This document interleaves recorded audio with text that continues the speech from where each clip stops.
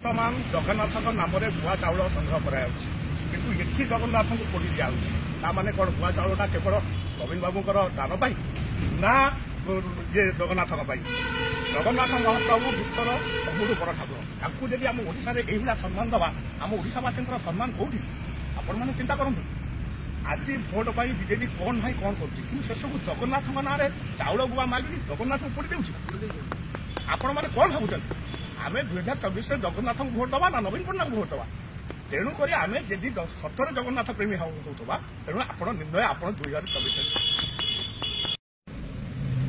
Jajpur ଡିଷ୍ଟ୍ରିକ୍ଟର NC college ପଡ଼ିଆରେ ବର୍ତ୍ତମାନ ଦେଖନ୍ତୁ ଦର୍ଶକ ବନ୍ଧୁ, ଜଗନ୍ନାଥଙ୍କୁ ଅଧାପୋଡ଼ା ଖଟି ଛାଡ଼ିକି ଚାଲିଯାଇଛି। ବର୍ତ୍ତମାନ ଜଗନ୍ନାଥଙ୍କ ନାମରେ ଭୁଆ ଚାଉଳ ସଂଗ୍ରହ କରାଯାଉଛି, କିନ୍ତୁ ଏଠି ଜଗନ୍ନାଥଙ୍କୁ ପୋଡ଼ି ଦିଆଯାଉଛି।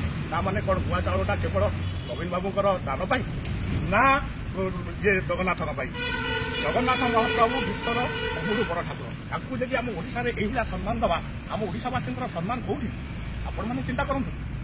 ଆଜି ଭୋଟ ପାଇଁ ବିଜେପି କ'ଣ ନାହିଁ କ'ଣ କରୁଛି, କିନ୍ତୁ ସେସବୁ ଜଗନ୍ନାଥଙ୍କ ନାଁରେ ଚାଉଳ ଗୁଆ ମାଗିକି ଜଗନ୍ନାଥଙ୍କୁ ପୋଡ଼ି ଦେଉଛି।